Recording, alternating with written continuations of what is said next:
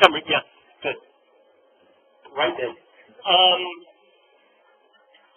When I show slides in class, if they're from your textbook, there'll be a number of them. That's where you can find them in your textbook to review. That's with the most recent edition. But like I said, right, you guys earlier were just need to look up Velasco Cave and figure out where it is, because it's been there ever since they started publishing that book. Okay. With the slides that we have, I'm always going to put up the title of the slide up there with the date. That's the date you asked me how to spell it. Right? But remember, I'm recording all of this, so if you miss something, the slide goes by, you can always pick it up again. If there are other things that are big points that come up, they come up in little boxes down below.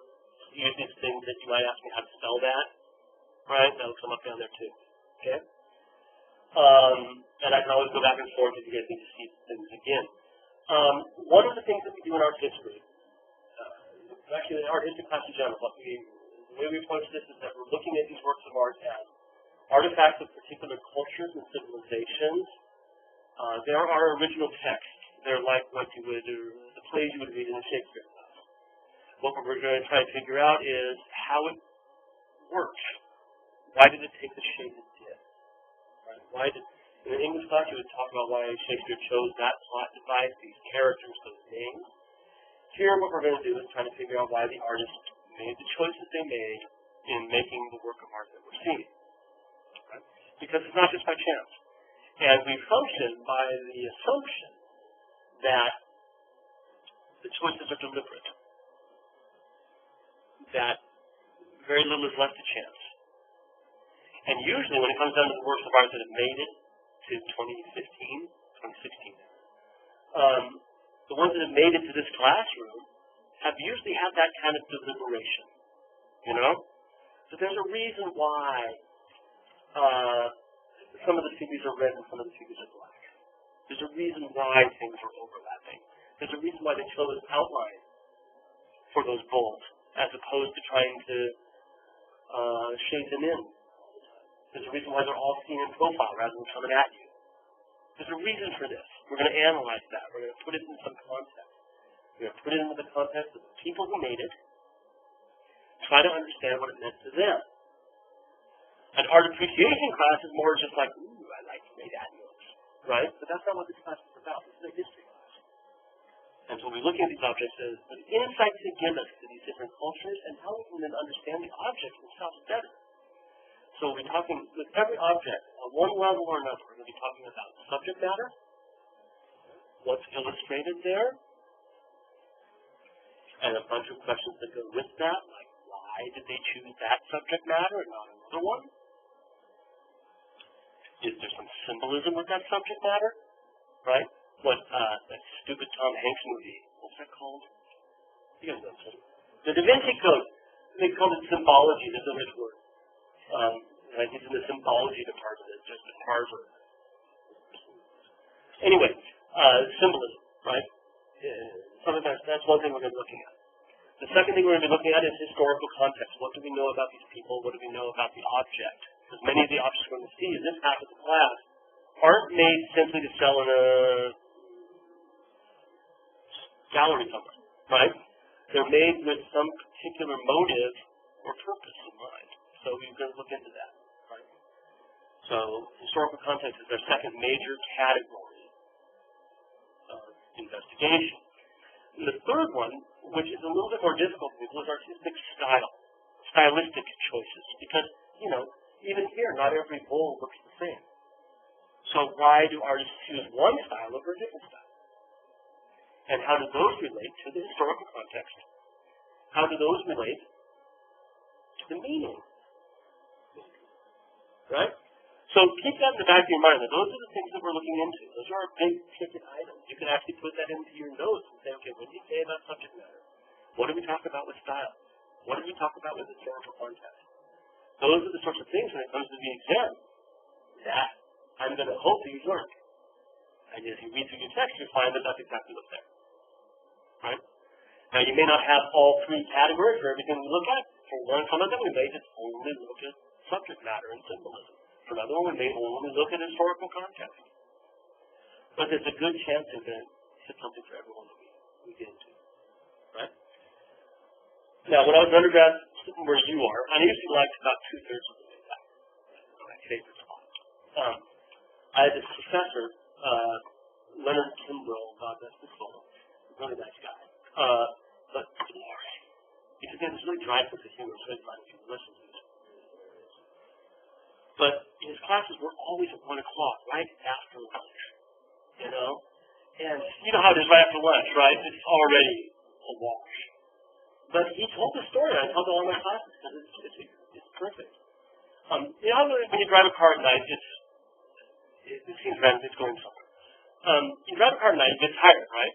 Because you've got this bright light in front of you, right? The headlights. And you've got this noise in the back, and you have to stare, right? You have to concentrate on it.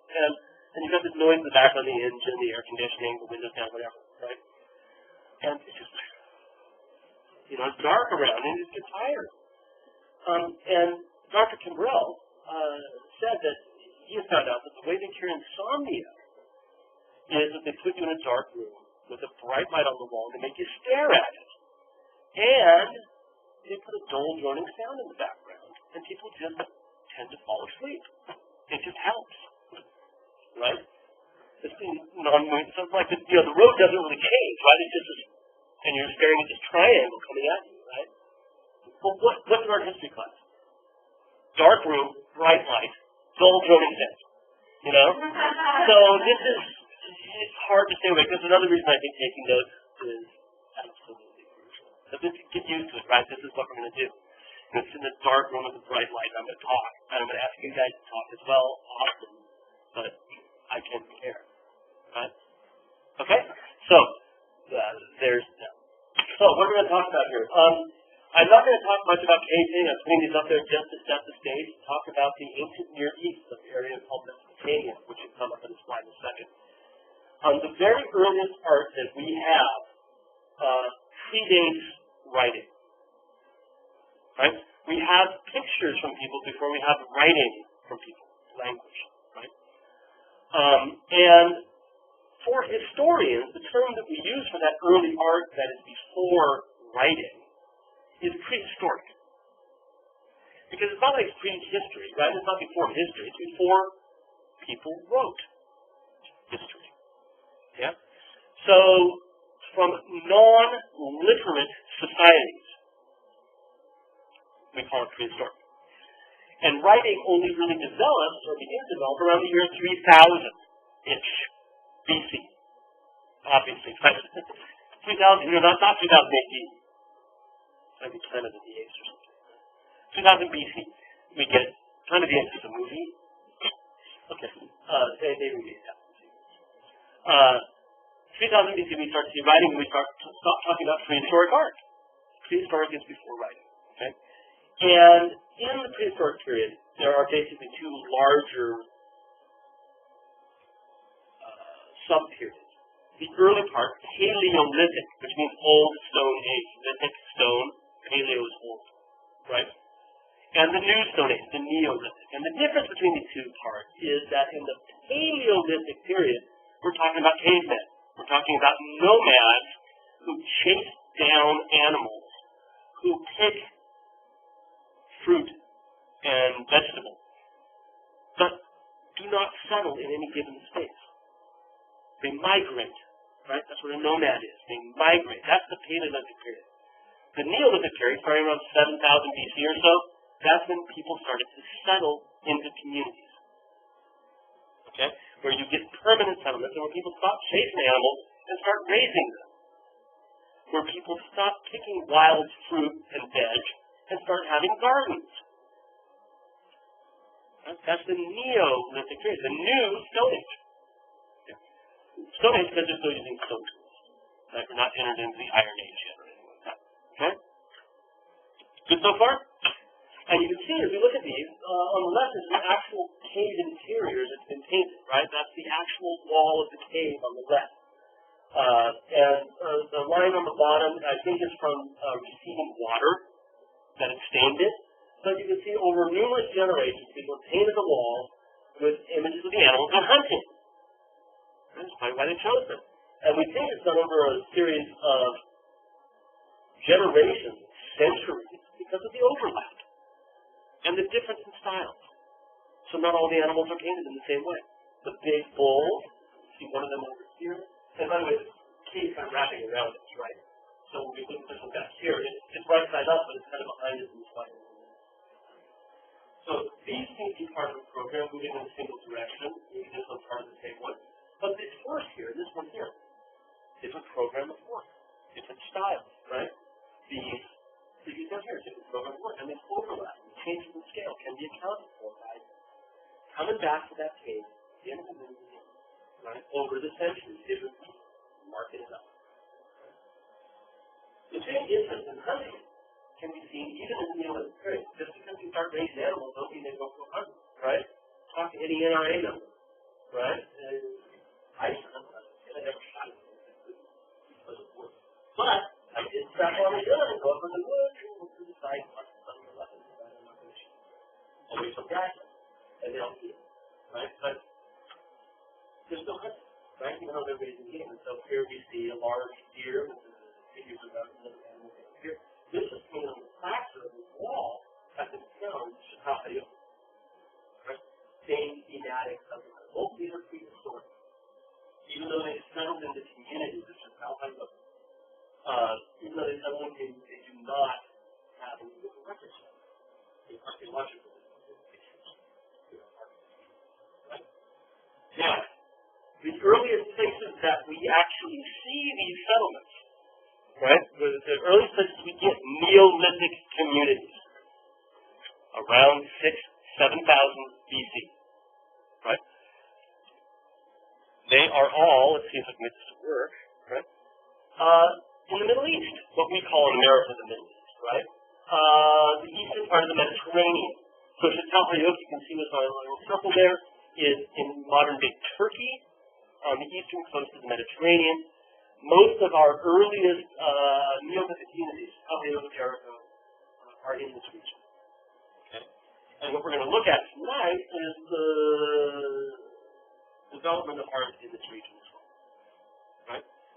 In the Middle East. Okay? What Americans call the Middle East. Right? So, we're moving from Paleolithic to Neolithic. We're getting settled communities. Once you get settled communities, it really is just kind of the next logical thing. You've got to keep records, right? A community needs rules to be governed, and this is what led eventually to the development of writing. But it doesn't really begin to happen until around 3000 BC in 2 or 3 different areas. Here, around the Tigris and Euphrates River, in what is modern-day Iraq, down in Egypt along the Nile, almost exactly the same time. Exactly. I had an art history prof in college and grad school who said, this is like art history from the moon. You get far enough away, everything looks the same. Right? So 3,200, 3,000, it's about the same. 200 years! As long as America's been here, you know? Anyway, around 3,000, right? Nothing is exact. Right? So it's coming up next. And so we're going to begin looking now, what we call the Middle East, let's go into these earliest cultures that wrote, that are not prehistoric. Right? And for us, some of the earliest writing comes from the people that settled along the banks of the Tigris and Euphrates rivers, which run parallel to each other and empty into the Red Sea. Is that right? Yeah, Red Sea. In modern-day Iraq. In your history books that you might remember from school, you hear this called the Fertile Crescent, because they make this nice little crescent of flow, and the area between them is easy to aerate, to get the water to move out, and make the soil nice and ripe. And it's all floodplain deposits. If you've ever lived anywhere, we had this house in Portland, right along the Willamette River, old floodplain. You could spit and things would grow. You know? I mean, it's like our tomato gardens. And I can't get anything to grow. You know, no matter how hard I try. Because the soil, the nutrient soil is just great. Right? And that's why they're settling there. Okay? Fertile Crescent is what historians often call it. The Greeks had a name for it too. The Greeks had a name called, let's see what's coming next. Yes, Mesopotamia. It's closer. That's right, it's Persian Gulf, but not Mediterranean. The Greek term, Mesopotamia, means the land between the rivers. Meso, between, Potamia, the rivers, right? Hippopotamus, it's a water horse. That's what that means, right? Hippo is the Greek word for horse. Potamus is of the waters, right? So Mesopotamia is the land between the waters, the land between the rivers. Yeah? That was what the Greeks called it. But that's not what they called themselves. Still, you'll find your textbook uses the Greek term. Because the Greeks eventually invaded this region, took it all over. As did the Romans, by the way, and we'll see had a bit of Mesopotamian influence on Roman art as well, and on Greek art, because it got usurped, right? It got absorbed. Okay? The people themselves, the earliest ones, around 3000, referred to themselves as Sumerians. They're from Sumer, city of Sumer, the region of Sumer. Sumerian is the proper term for it, but you can call it any of these things and you're good, you know? But that's what they called themselves. Now, the region of Sumer, this culture that we're talking about, was a series of interconnected, independent cities. In other words, there wasn't a king of Sumeria, right? Sumeria is this region, and each of the cities in the region was basically its own city-state. Okay? So all of the dots that you see around Uruk and Ur, right? Ednu and Lagash, these are all independent. They have trading relationships with each other. They have connections. They share a language. Right? They write in the same script. But they're independently governed. Each city in this region is governed by a priest. No separation of church and state. Right? Governed by a priest who is also the mayor of the city. Okay? And the priest in the town is believed by the inhabitants of the city to have direct contact with the protecting God of that city. And these gods, the whole suite of them, each connected to various natural phenomena. Right? But the god of the winds, the god of the rivers, the god of the mountains. Each one is like a patron saint. Right? Each guardian angel, if you will. Right? And the priest has direct contact with them and tells the people that this is what the God wants for us. Makes it a whole lot easier to get things done, doesn't it? If you tell them that God wants it done. And then they believe you. And he's like, I can do anything. God wants you to do all these things.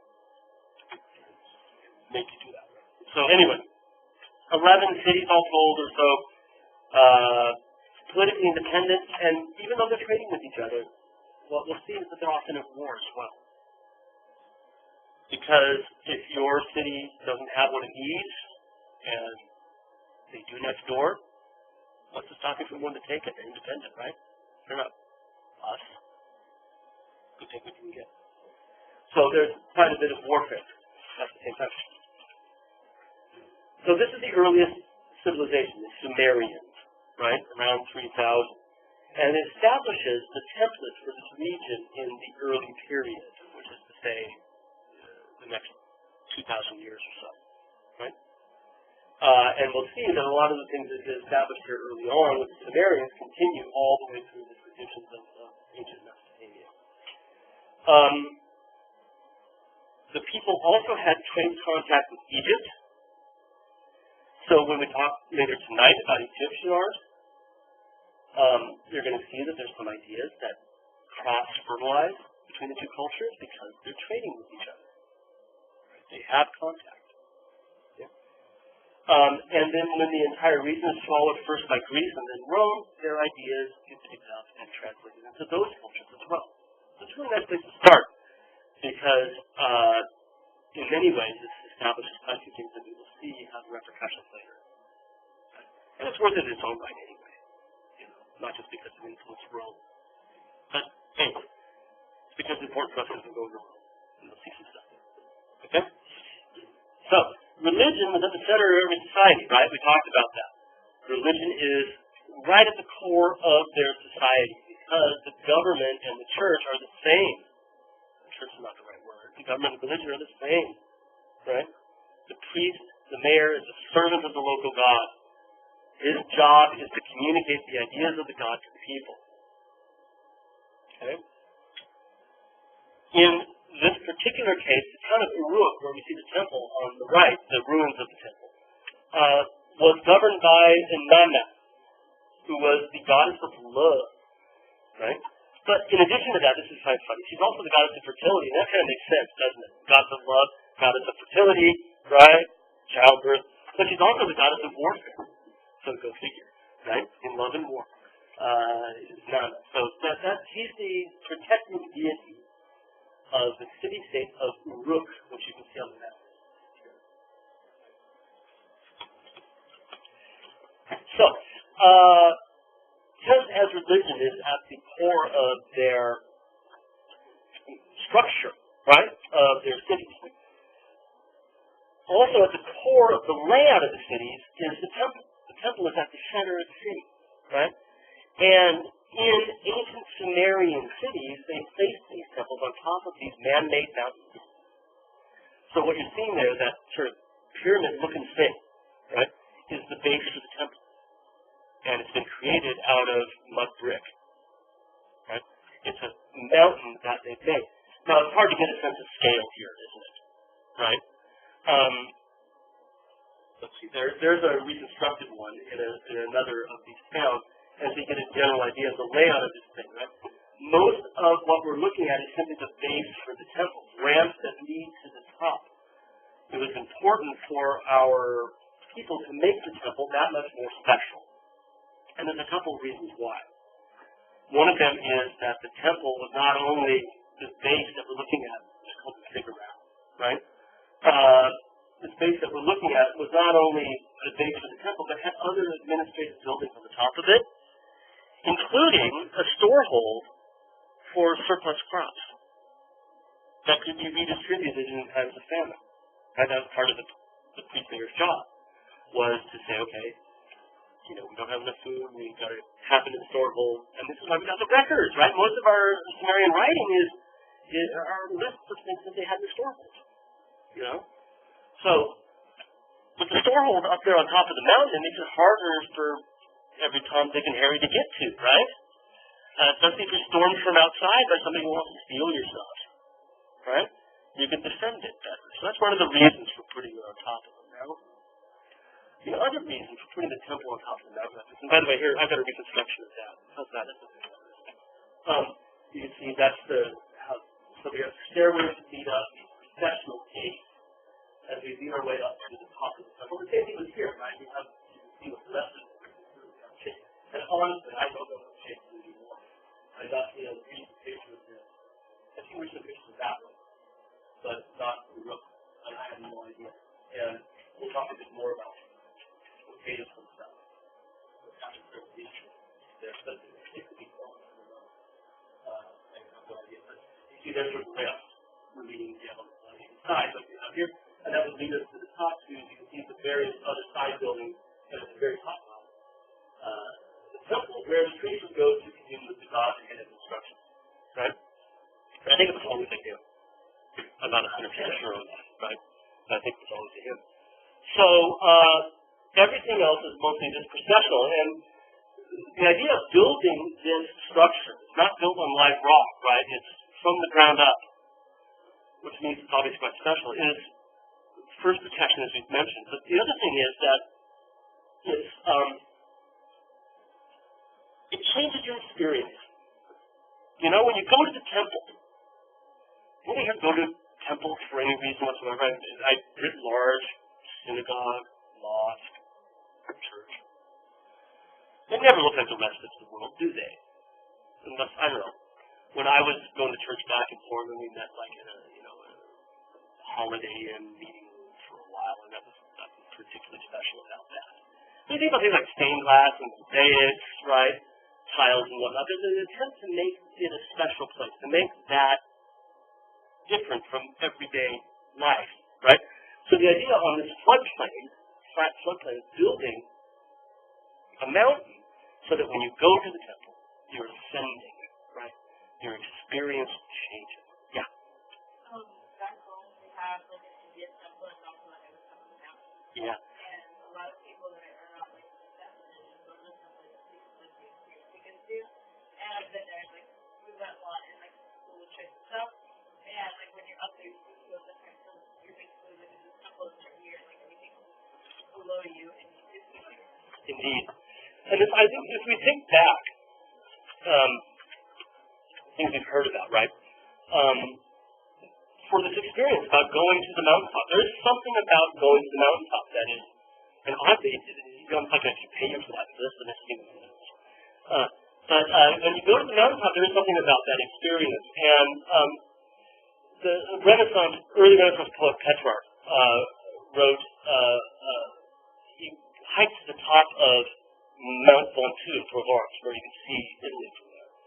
And he sat down and he wrote this long sort of ode, poem on being on top of Mount Ventoux and what it meant to him, right?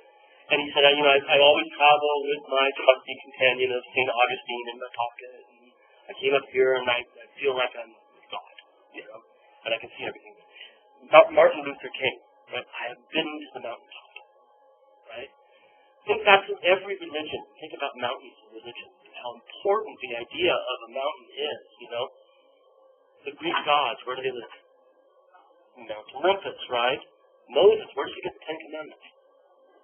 Mount Sinai, right? Burning bush. Yeah? Christ goes to the Mount of Olives, right?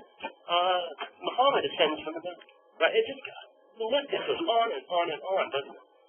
There's something ingrained in us to equate the majesty of the mountain with something of a higher order of power. And it's already manifesting itself here in the first work of art that we're really looking at, that they're going to put the temple on top of it. Again, it transforms your experience, right? And it puts you in a different world. But like I said, in addition to that, something much more mundane is that it's an administrative building that needs to be protected, right? And so it's got that going for it as well. So this is part of why we get writing here. We're no longer prehistoric, is that we're starting to get records of what they have so that they can administrate this. At the same time, I don't know if I have it coming up. I don't. Yeah, I just have a picture of this Humvee parked around it, but there's a pair of tire tracks there. It's pretty big, right? Give me a sense of the stairs should give you a sense of scale here. Do I have it coming up? Yeah. He also wrote literature, right? The Epic of Gilgamesh. I tried to get Dr. Johnson to name the child Gilgamesh. She won't do it. I'm reading the news part of naming notes with things with T's and SH's, and then William and Bill gives him Gilgamesh. Seems like a great name. She wouldn't do it. The Epic of Gilgamesh dates to this culture as well, and it's narrative poem, right? So it's not just record keeping. As soon as they're writing down their traditional stories as well, right? Now, how did they write? By the way, Gilgamesh was actually about the king of Uruk, where the White Temple was. So this relates directly to that in a way. The way they wrote was in what's called cuneiform, which is, I can't believe anybody ever deciphered this. For the life of me, we can read this apparently, not we. Right? Your experts in Mesopotamian art can read this stuff. I don't know how they ever cracked the code. I think it has to do with the Rosetta Stone. I'm not 100% sure. But it's basically a sharp stick that you press into wet clay. Because they got wet clay coming out, their ears. With the two rivers, right? They've got all of that flood soil. So you get wet clay, press it into that, and it dries out, and that's instead of this, right? Or your tablet or whatever, that's what they wrote. So that's what cuneiform looks like. And that's what they wrote in, right? Is in cuneiform pressed into wet clay. You should know that. Right? Most abundant material. That's 5 o'clock. Let's take our break before I start the next work of art. It's going to take a second or two. What? I don't mind food, but what are you going to bring me? Oh, that's my thing. No, you can bring food in here. Just don't slobber on your classmates, right? And let's come back in about 20 after, okay? So I'm going to give you 20 minutes. All right.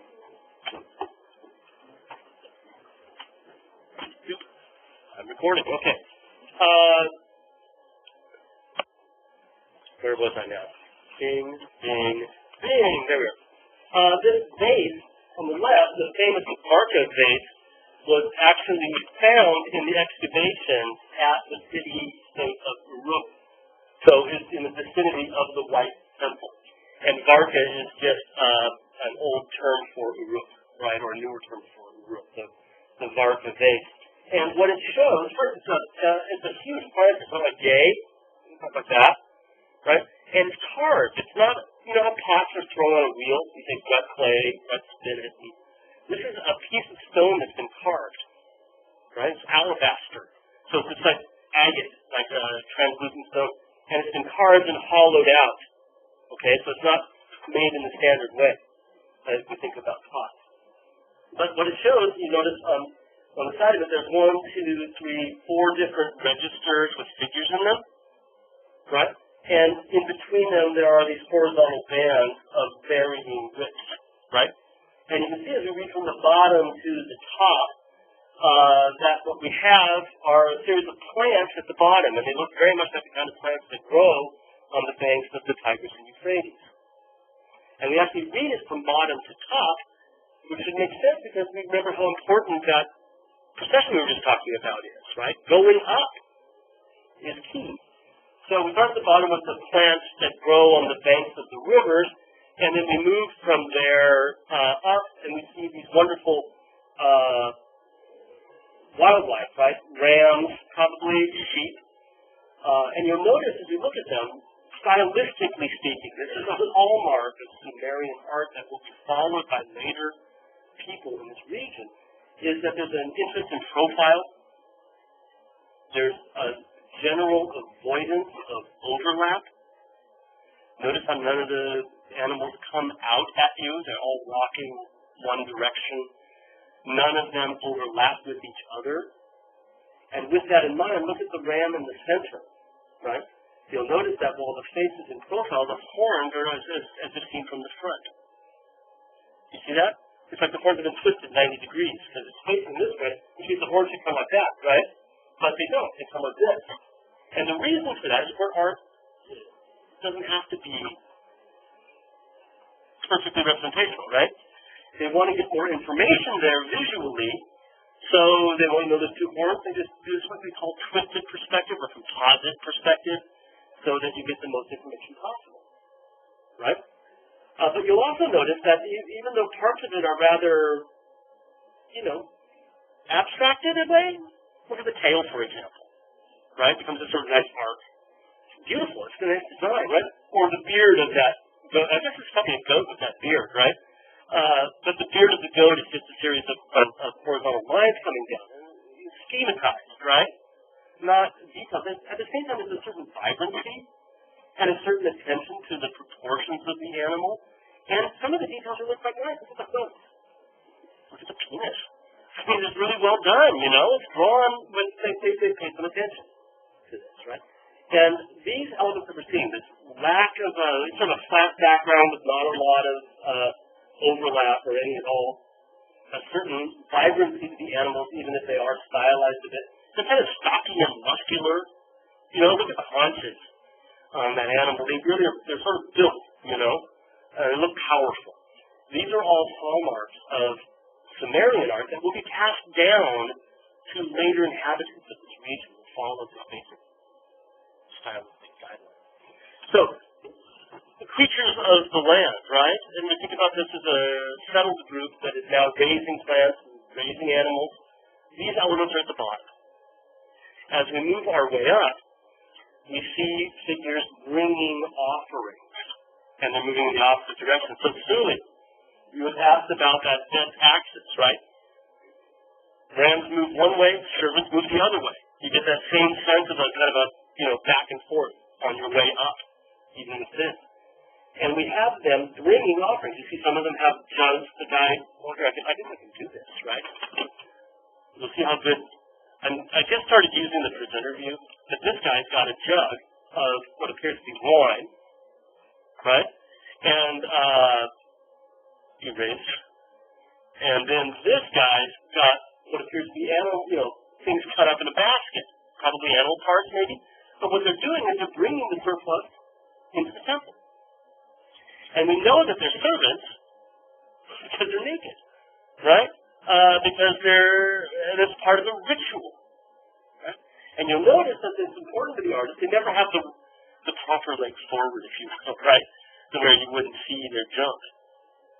But in this case, it is important that we see that they are all males, right?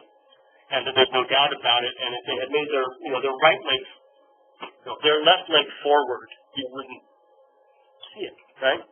But again, interesting detail, right? Somewhat stylized, somewhat abstracted, but equally muscular. They're wrestlers, aren't they? I mean, big shoulders. And again, notice how the perspective is giving us, or the way the figure is arranged, is giving us as much information as possible. The head seen from the profile again, like the animal. But the shoulders are seen from the side, right? So the shoulders are this way, but the head is this way. It might take much more of the close because I don't know if you're thinking about me like that.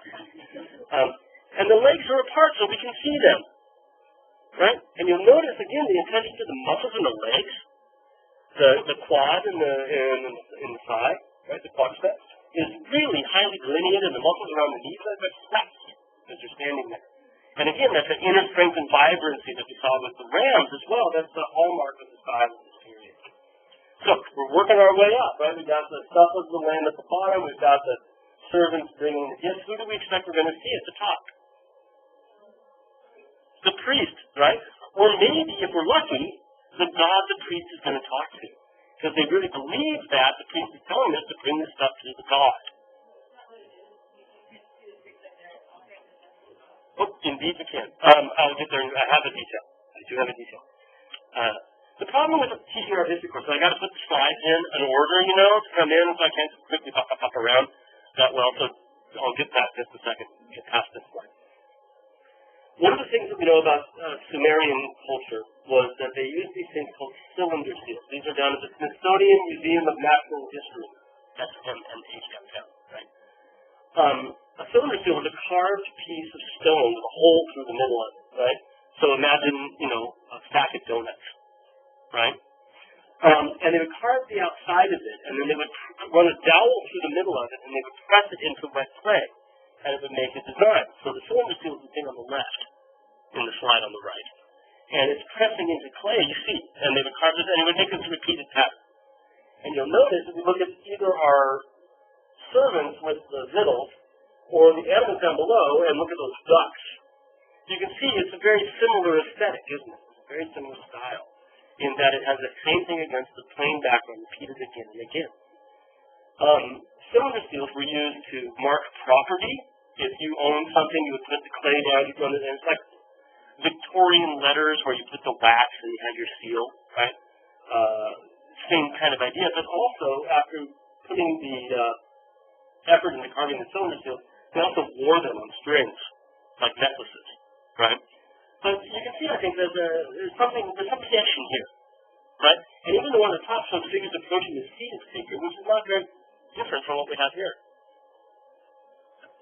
So, now, yes, what do we expect to see at the top?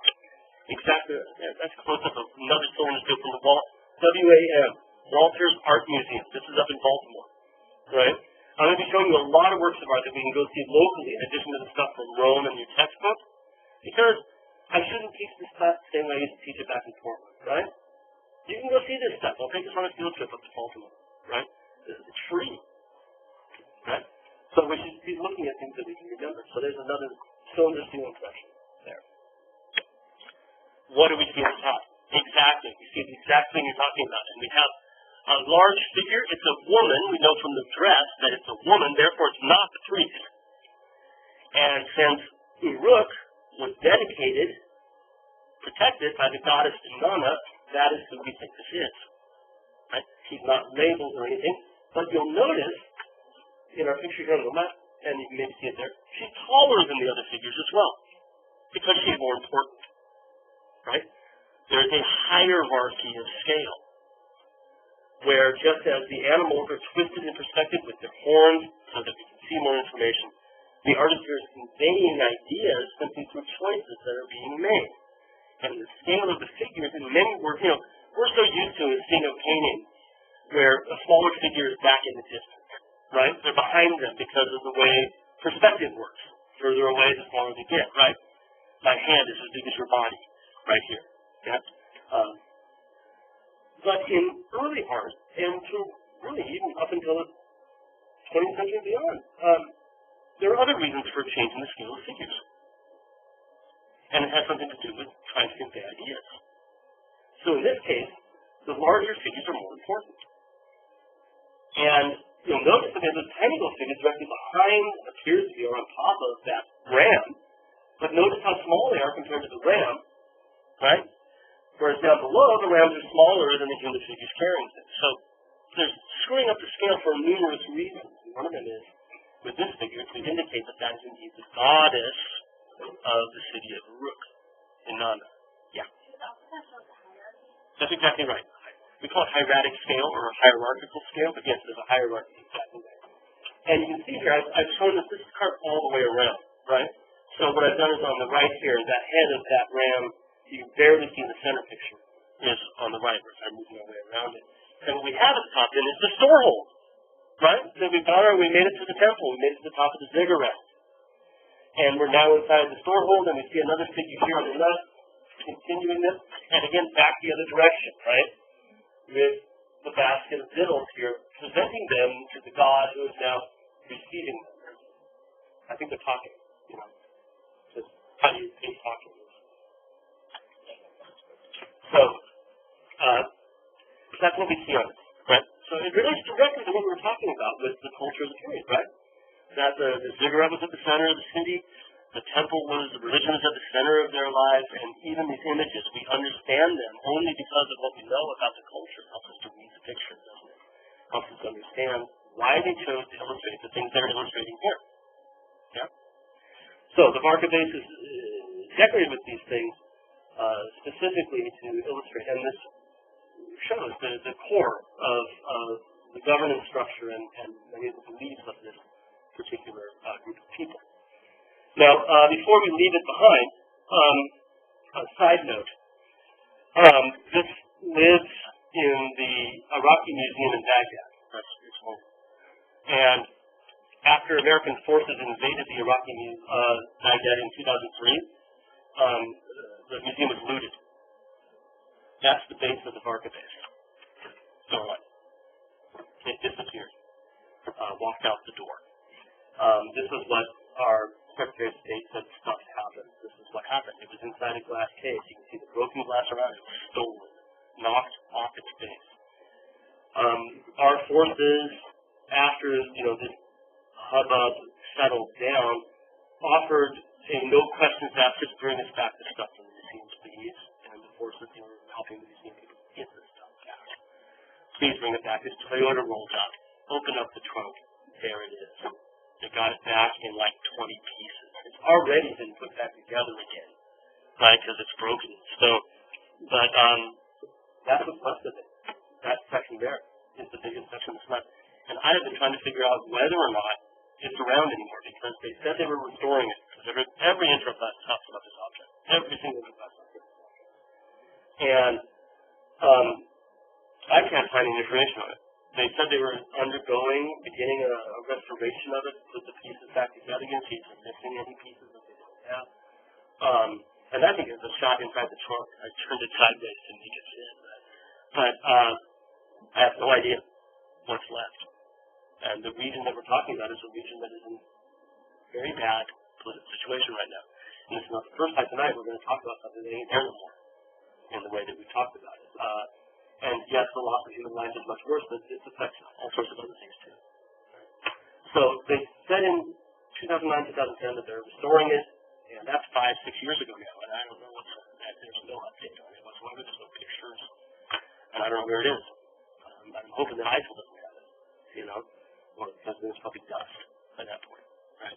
So, just a side note, it's not just about stuff from the past, right? This is part of our day in life as well.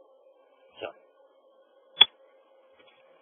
and by the way, the Roxy Museum finally reopened in February, but there's not very much about it, right? So, just this year in February.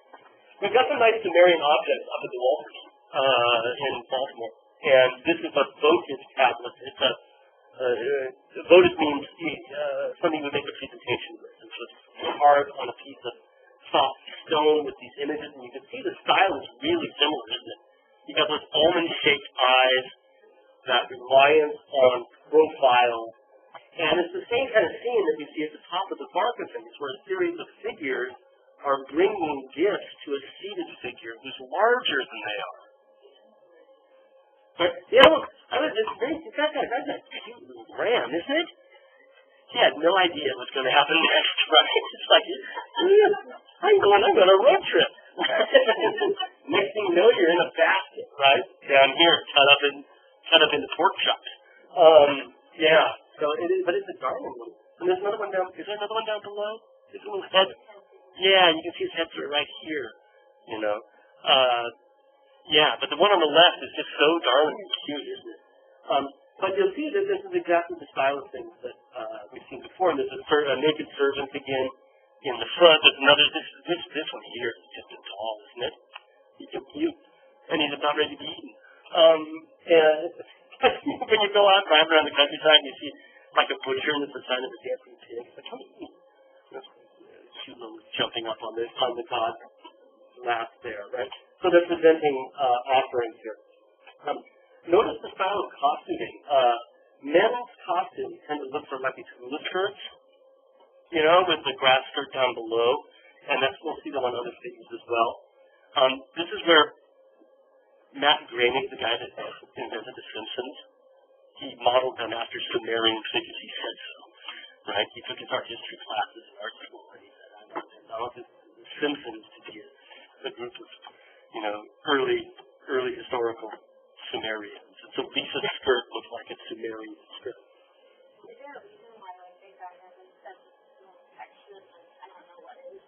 This stuff, you're talking about this stuff here? Yeah. I need to go back and look at the object. I've put this good time, honestly. My silly feel is looking into my camera lens. So I don't know if those are incrustations that have grown onto the stone, or if it's a deliberate attempt. I can't answer the question. Part of it to me looks almost like it's incrustation, right? As you carved into the stone, something got in there and grew out of it, right? And they haven't cleaned it, probably because you don't want to damage the rest of it. But I can't, that's a guess, right? Is all that is. So, again, these themes that we've seen run through a lot of Sumerian art. We also have these statuettes that were found in some of the temples of worshippers clasping their hands and bringing offerings. The author, the big guy there is carrying something in his tiny little hand. Our figure here just has them clasped in prayer from the Walters. Great collection up there. If you've not been to the Walters in Baltimore, A, it's free, and B, it's an amazing collection of especially antiquities, which we don't have much of here in D.C. You'll see the woman here has the same dress that we saw with the goddess on the Barker base, right? Where it's long, ankle length, right? Comes over her shoulder. It's oddly, I don't know if sexy is the right word, but it doesn't cover both her breasts. You can see the hemline coming down diagonally across her shoulder underneath the bit that comes over, and the neckline here, which looks like a neckline, isn't. That's a break that's been put back together, and I think that's partially bare breast.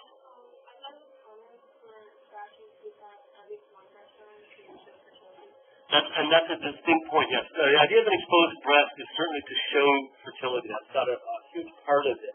And this brings up a question with these figures is whether or not they are worshippers or the thing of being worshipped. Is that a goddess rather than a god? Because they come in a range of, these two are part of a group of 10 that were found together. And there's a range of sizes on them. And he's got a name on him of a god.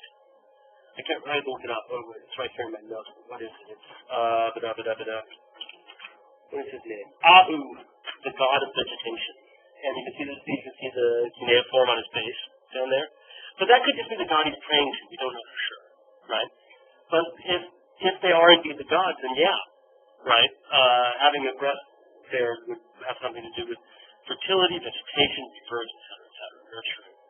At the same time, I would only correct it by saying it's not entirely common, right?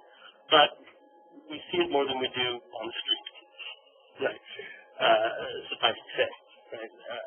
So we should question when we do, right? Whether it's something we're wrong intention or if it's something more. Yeah. Do you think they're feet on their tiptoes, or do you think they're just pleasant? No, they're flat-footed. Actually, it's just the trick of the camera. Some of these, like we've got this partial figure, the Walters. I think these two guys, these ones are in the Baghdad Museum. So again, I don't know. But some of them are in Chicago because the University of Chicago. This is normal. When a university funds a major excavation, say back in the early 20th century, part of it is that they didn't have the rights to take some of the stuff, and it was agreed upon with the government. Not looted or anything like that. That was part of, we will help you dig it up and get some of the stuff. Right? So the Oriental Institute in Chicago has a lot of these figures because they help fund a lot of the excavations there. Right? And so these two anyway are in Baghdad. Others we'll see in a second are in Chicago. And you'll notice that the woman has a little figure next to her. It's broken off. You can see the feet. Right? Just kind of right? There's a pair of feet there, and it's been snapped off. These are carved out of what's called gypsum. What's gypsum? It's like drywall. It's chalky, you know? Yeah, exactly. And that accounts for the weird proportions. You couldn't make his arms thin because they just snap off, right? So they made these weird arms that turned into these tiny little hands, you know? That's all is accounted for by just, they also look like cylinder seals, don't they? They're all round like a cylinder seal, too. And there is this emphasis of the roundness of the base down below, those big, heavy legs. They have to be heavy like that because otherwise they break. And you can see they have broken, right? You can see that where the conservator in the museum has put them back together again. But we're missing that bit down below there. I'm so far off my notes, I have no idea where I am. Are they the gods? Are they praying to the gods? You'll find people say both, right? Some people say one, some people say the other, and I don't know. The difference in scale that we see with these, so there's a close-up of that. We'll see. The hierarchy of scale that we see with these things is a very old photograph from the 30s when they were together for an exhibition from both museums. So that gives you a sense of the difference in scale. And the difference in scale could be gods versus humans, but the difference in scale could also be aristocrats versus others. And the reason these statues were made was that the people believed there was an occult statue in the temple as well. There was a statue of the god. You know, many religions don't let you make images of God, right? But not the Sumerians. That was fine. And the temple would be dedicated to, Abu. And you would have a statue of Abu. But these were usually in refined materials and don't survive. We know about them from their writings, but the problem is when you make something out of gold, melt it down and make it, bracelet, right? Or if you make it of another precious material, it gets reused or taken just for its material value. So, and we know that these were often in precious materials. So we're missing the thing that's being prayed to. In my opinion, these are the worshippers. And these would have been placed in its presence. And the idea, the belief behind it is that a work of art, and this is a belief that many cultures have, the work of art is more than just a representation. That a work of art, why does the Old Testament, the Hebrew Bible, why did they ban making images? Well, there's that's two different issues, right? The first issue is don't worship any God in front of me, or before me, ahead of me, right? That's the first command. The second command is don't make any images. God makes images. God makes us, right? If you're religious, God makes you. That is its unique prerogative. If you make an image, are you not rivaling the gods? Challenging them at their own game. And there are numerous myths in every civilization about some artist who says, I'm better. I can rival the gods with my art, and they use it all always end up dead, right, for exactly that hubris. So, in this case, that idea of making images as being something quite special, that an image is more than just a representation, it's something that pervades human history. And for the Sumerians, the cult statue in the temple was not just a picture of the god, but it was where the god lived. It was there, with the picture, or the statue. And these worshiper statues were donated by the people of the city to be them. They're not portraits. They don't look like them. But what they are is their presence, right? It's not an inert object. It's them praying to the god all the time. Look at the big eyes. Caffeine, right? Starbucks commercial. You can learn when you're sleeping and you're in the darkened classroom, right? You know that they're always on the game. And notice the emphasis that's given to the eyes. Our figure from the Walters shows this as well. The eye sockets are empty because they were in a different material. That carved gypsum, they put a material in the eye, usually shell or stone, that was polished so that the eyes actually look like eyes, you know? Shiny, like your eyes are, as opposed to the flatness of the skin. His are missing because they've been knocked out. Yes, Mickey Stone, put it in the ring, right? But some of these have survived. I've got a nice close-up of that, right? Those are reconstructions, right? That's not what they really look like, but you get the sense there with the inlay of the ebony and the white, what this eye look like. And this is, I think it's kind of cute, actually. I find it great. I think it's a wonderful thing. You know, budding artists out there. How do you make a beard look like a beard? Look at Kovacs. You know anything about Professor Kovacs' philosophy yet? He's Sumerian, right? He's got a big long beard and he's wearing his hair along these days, and he's usually always like wise as well. I love it.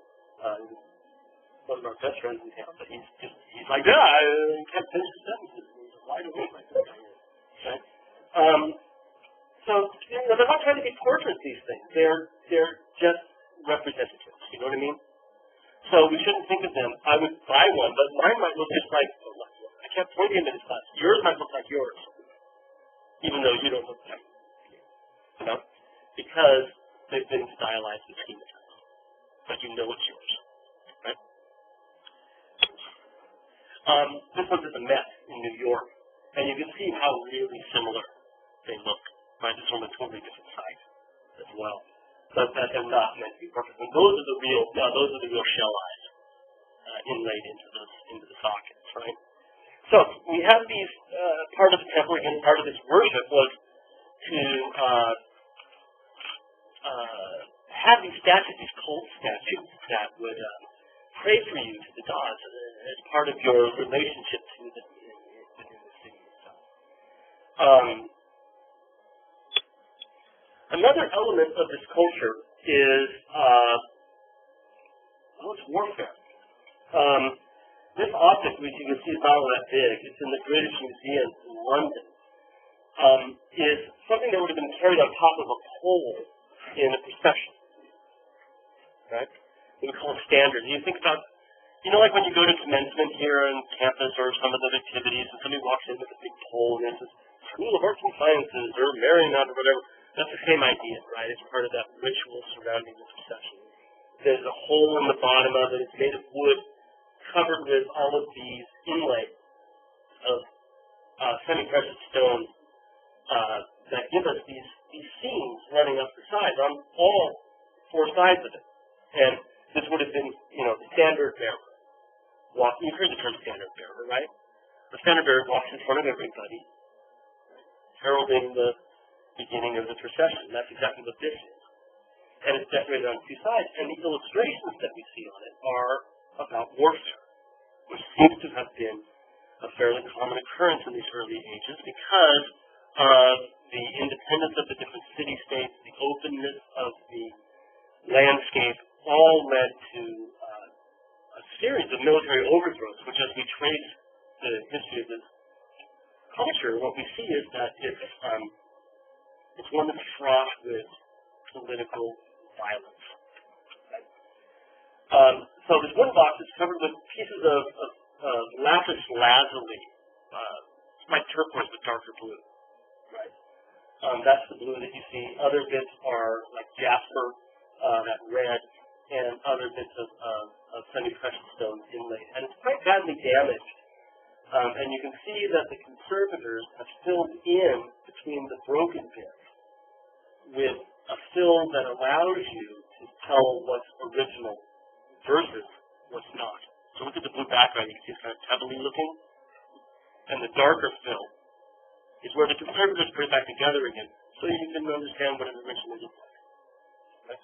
And this was found in a royal burial tomb in the city of Ur, which is where that second ziggurat came from, the more finished one, right? The more preserved one is from Ur. And I have one of the 10-minute art fixes that's up there talking about this object. So I don't need to go through it here, right? You don't need it twice. But what I wanted to show you really briefly was some of those details of it, since we're here. And you can see that, again, we read bottom to top, which we should come as sort of second nature to us in this culture. And at the bottom we see this military procession. Armed figures and chariots. Notice the detail, right down to the pegs that hold the axle to the wheel. Right? You can see how it works. Can you guys understand how it works? The axle comes through the wheel goes on, and then you've got a cotter pin that goes down to hold it on. Right? You see that? They've actually given it, even though it's tiny, right? You saw the size, and we're talking about this detail, something like that. Right? And they found that in it. Figures in their Lisa Simpson outfit, with their military helmets on, spears, and you'll notice that the team of horses, which appears to be a pair of horses, right? A team of two. You see the four legs doubled up. There's four, well, maybe there's supposed to be four horses. So you have four legs. There's four tails, maybe some of them are just blocking each other. Right? Notice the interesting animal anatomy again. I don't need to say the P word one more time, but animal anatomy. But also the crumpled body of the defeated enemy under the feet of the chariot. Right? It's a pretty violent scene. And you'll notice as we move from left to right that the horses get, every one of them, the one on the left very badly damaged, every one of them is moving a bit more than the one before it. So it's almost like they're standing still on the left. And on the right they're rearing up. But under the rightmost three, each one of them has a figure that's been beaten up.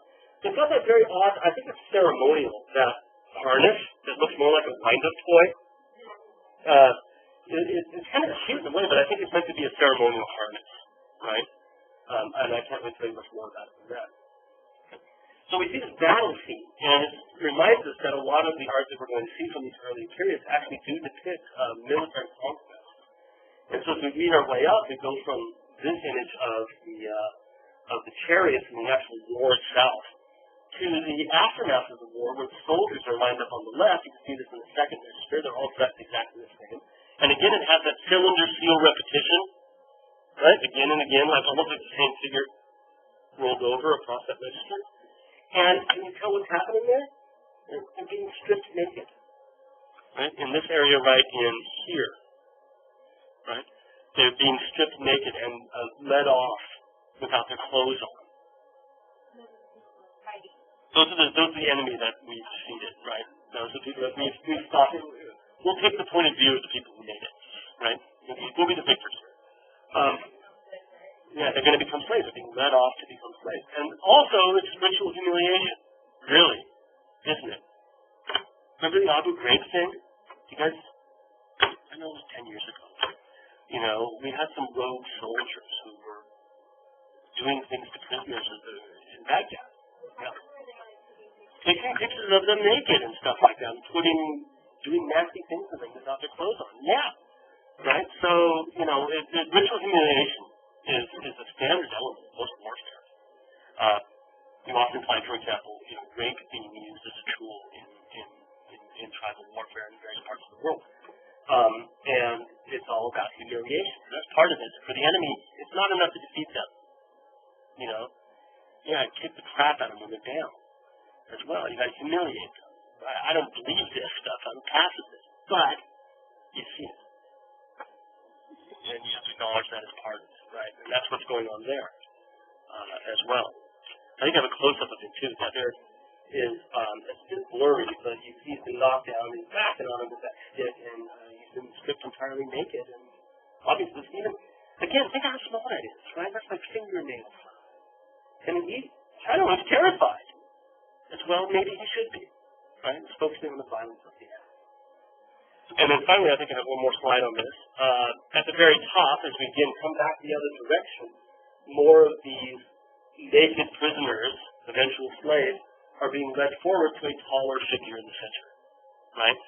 So it's a similar idea of proceeding upward, but in this case, it's the wartime enemies being brought forth to the leader, right, or to the god at the very top. And this one gives you a good sense of what a conservator's job would be in a museum, which is how to put one of these things back together again when you found it, right? And it's like a jigsaw puzzle. Yeah. So, the standard of war, also a Sumerian object, gives us a sense of something that is typical of this early history of the region, which is that it was rather violent as well. And in fact, unlike other early cultures, if we look at ancient Egypt, for example, we can talk about the history of Egyptian culture as being somewhat seamless. When we talk about ancient Egypt, you start from 3000 onward, you're talking about the pharaohs, and you're talking about sort of a people that lived there. And with the history of Mesopotamia after Sumeria, what you have is a series of people coming in from outside and taking over by force. And this is pointing us in that direction. Right. Speaking of which, the Stele of Naram-Sin. This is, I always remember this, it's in the Louvre in Paris. I always remember it being a lot bigger than it is, because I think it's about like a day. Right? And what a stele is it's a fancy term for a stone slab. That's really what it means, a stone slab. Right? Monolith, if you will, is a stele. And they were used for different purposes. Some of them were put up in public. You could talk about a gravestone as being a stele. But also a small stone slab you might use in private could also be called a stele. This one is a victory monument. This was placed in the city as a reminder, a memorial to a major military victory that was undertaken by Naram-Sin. This is a later culture. He came into the region and he overthrew all of these independent city-states and had himself proclaimed the king of the four corners of the world. Nice title, huh? The king of the four corners of the world. And instead of being independent city-states, under Naram-Sin and others from this time, it becomes a unified kingdom. Right? But they come from the outside. And here, he's on one of his military victories, where he's gone up against the people of the mountains.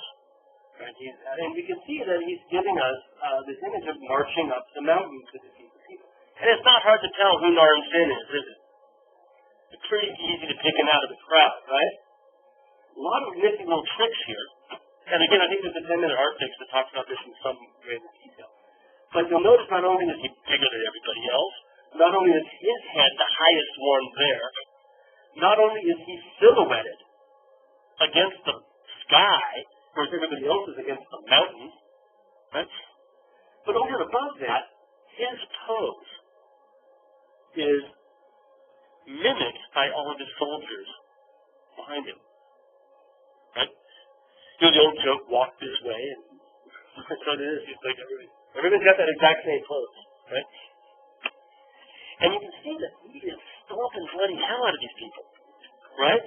He's got, in the crook of his arm, he's got a battle axe. You see coming up here, and there's the head of the axe there. So he's not done yet. It's really violent, right?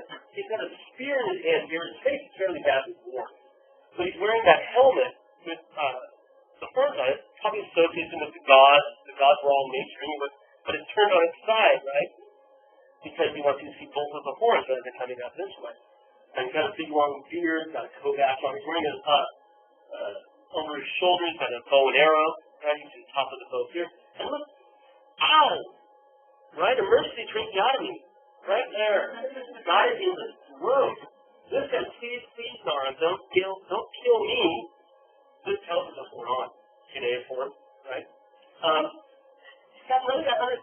He's going to kick him, he's going to stump him, he's going to chop him up. Everybody over on this side is the enemy. These are his troops, right? And in addition to this figure, and this one here, there's another guy falling down off the mountain. It's so boring. There's his leg, foot, leg, head, off he goes, right? Kicked him off the mountain as well. What does this tell you as a monument to this guy? What's this guy like, right? How does he rule? Gentle man who, at the time, how big he was? And the victim shows us the violence of this conflict of the mountain. And up into the sky, we see 3 stars.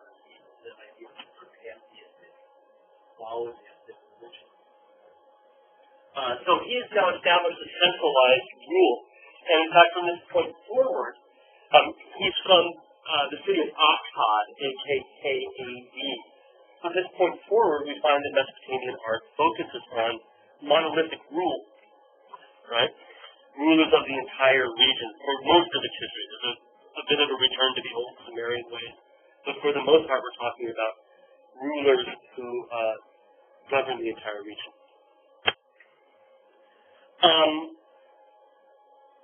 Notice how quickly we're jumping 1,400 years, right?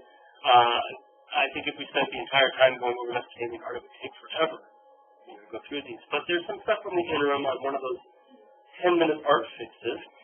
This one's up in the wall here. This is brilliant. This is so terrific. And it's huge. It's like double life-size high. Is that right? Is that about right? Yeah.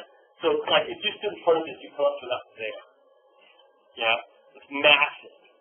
And it's from a later civilization that ruled this region that overthrew it. The people from the town of Aksur overthrew the region, had themselves proclaimed as the kings of the 4 corners. Each of the successive kings of Assyria, Assur is Assyria. This is where Syria, modern, comes from. Each one of them established a palace in a different city and decorated it in a very similar manner. So this is the palace of Ashur-Nasir-Pal II. You're going to hate me when it comes to exam time, aren't you? Ashur, what's his name? Right? Ashur-Nasir-Pal. But again, the name Ashur comes from the town that he came from, Ashur-Nasir-Pal II, which was in the town of Nimrud. Sorry, I got a map, I think. Right? So there's the town of Assur. There are the Assyrians, right? And where is Nimrud?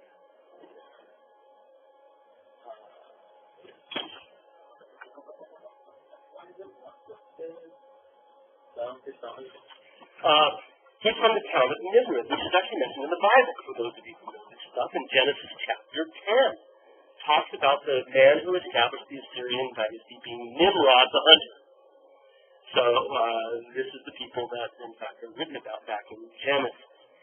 So Ashur-Nasir-Pal's palace was just outside of modern-day Baghdad. And I don't know that now well enough to be able to figure out right there. Right, so these were decorated as palaces. Was excavated in the 1840s by the Brits as part of their colonization of all of the Mediterranean. And the artifacts from the palace of Ashur-Nasir-Pal are now split between 76 different museums. Have part of this, right? There are 2 of these released up in the Walters. There are 2 of them in the Vatican Museum, which we'll see when we're in Rome. And the walls of the palace were decorated with these low reliefs. You'll notice that the relief is not very high, right? You know what I'm saying that? It's pretty flat. And then when it rises to show us the figure, it's not showing us the figure really in true 3 dimensions. It looks like it's closer to a painting, though, in a way. It's in very, very low relief. And this decorated the walls of the palace. And this is true for every king's palace. We're going to be looking now quickly at Ashur-Nasir-Pal's. Right? he would be there too, yeah. And so sometimes you would go see him. You would go visit the king. But if you had audience, right, you would go to see the king. He'd sit on a throne. We know that what the throne looked like, right? There's a throne on one end, and behind the throne was this big tree. There's kind of a sacred tree. And a lot of times figures like this, which are these supernatural figures that are attending to him, right? And so he's sitting there. You've got these attendant figures on the side, and the giant sacred tree behind him. And then on another wall, you see him again, right? With the attending figures in the sacred tree. So he's everywhere. And a lot of I love these things. This is so freaking cool. But the sculptures, the whole point is to scare the crap out of you. Right? You're going to go visit him, and the whole point is like,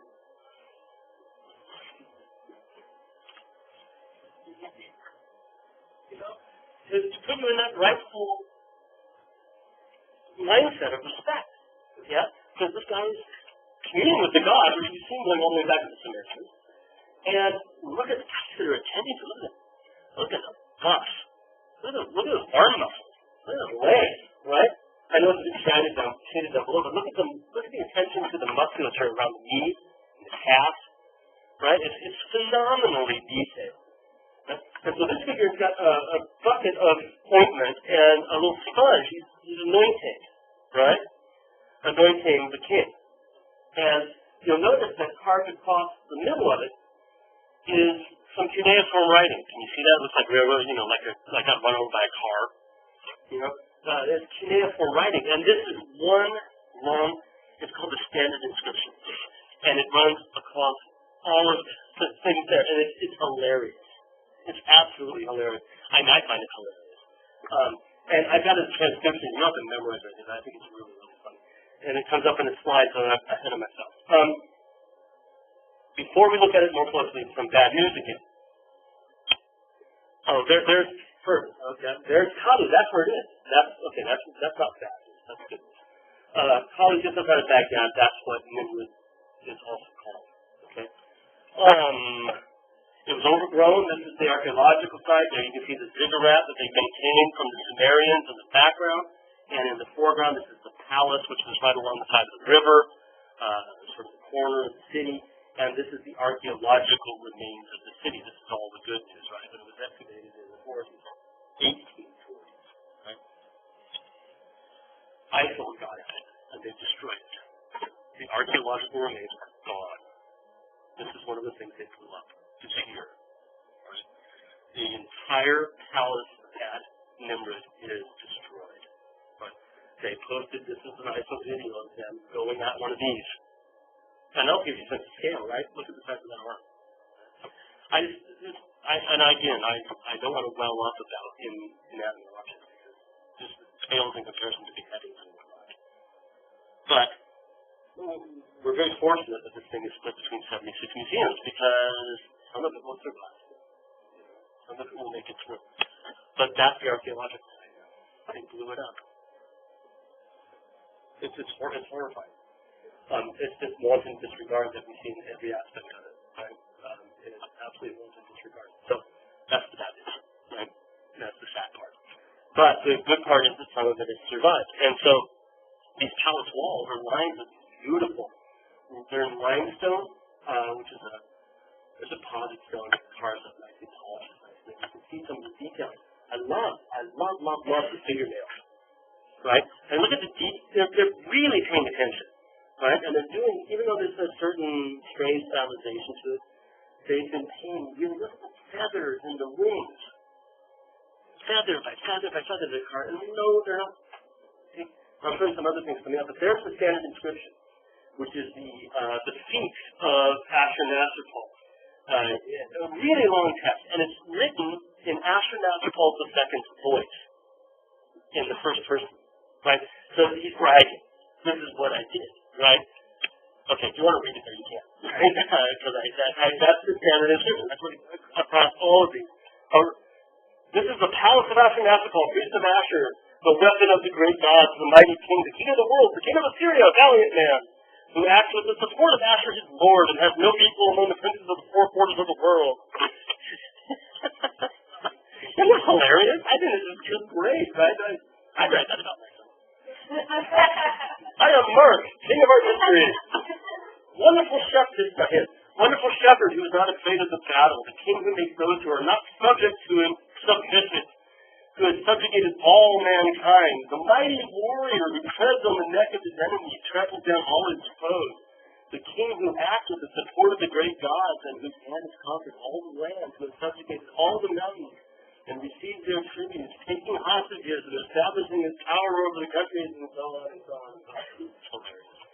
Right? But that's what it says. So the image is talking to you in one way, God is saying this guy, and the other thing is saying, look at me. Wow. I am shit. Right? You'll see me do this from time to time, just to get you to pay attention. Another relief here, and then we'll fit after this. Also from the wall, there's just a fragment of one, but this is down lower, so I can get better pictures of it, and you can see it's another image of very much the same thing, right? God's attending. Interestingly, their horned helmets aren't turned on their heads. I don't know what to do with that, right? Remember with Arnson, we saw the horned helmet, the Viking helmet turned this way, but there, the horns are coming out the sides. But again, you remember that Arnson helmet is supposed to associate with supernatural characters. So I wanted to show you some details from this one on the right. Just so you get a sense of the sort of high quality of observed detail that's here. Look at that great beard. If I could grow a long beard, right, and do that with it, wouldn't that just be the coolest thing? Wouldn't that be a great Halloween costume, huh? Right? And you've got one of those, you've got those hipster ear spreaders. What do you call it? Gauges, thank you. I had a student have he's got that S&M thing on his arm, that armband that's tied around his muscle here. He's got his blood pressure taken or something. And then down here in his scabbard, he's got 3 swords. And look at this one's got an animal head for a hilt. See that? It looks like a snake sitting out there, but what it is, it's a highly decorative piece of weaponry, right? That's in and then you can see, I don't know if you can see this, I got a better detail with the zipper. But here's the hem of his garment. So this is his clothing that comes down here and ends, and then there's this metal strap around his monster bicep. But on the hem, can you see their little figures carved? It's a decorated hem. What was right? And over and above that, this would have originally been painted. Right? It would have been polychrome with multiple colors. And most statuary, almost all statuary, up until really the Renaissance, was originally painted. So our perception is this piece of cold stone is not the way it would have seen it. And imagine that all of these little details here being filled in with color, right? And so there's figures moving on the hem of his garment. I've got a close-up, I think, of one of the other hems. There's his hand, and there's those great fingernails. It's got the cuneiform on the fingernail. It's so cool. And there's our stitch. But what a great print. It's an Apple iWatch, right? He's changed the color of his watch today to look like a little flower. And there, can you see this? This is down, where are we? Right, where am I? I think I might be right here. I just turned it a little bit, right? And you can see that on this, there's such a thing. There's a forest. Remember the standard of word where we saw the horse trampling his enemy? So here's one here. There's the head, feet, foot. Another one behind here. Something laying on the ground underneath it as well. The same motif is appearing here. And behind it in the chariot, guess who's that? Ashurnasirpal. Right? Conquering his enemies here. So this amazingly tight detail is kind of a hallmark of this style. Okay, it's 6:20. I try not to ever go over. But we will, next week we'll be doing Egypt. We'll also be talking to Victor and the CGE people, the Global Studies people. So if you want to read ahead, there are these 10-minute art fixes about Mesopotamian art, and there's some things about Egyptian that should get you warmed up for that as well. Okay? See you next week.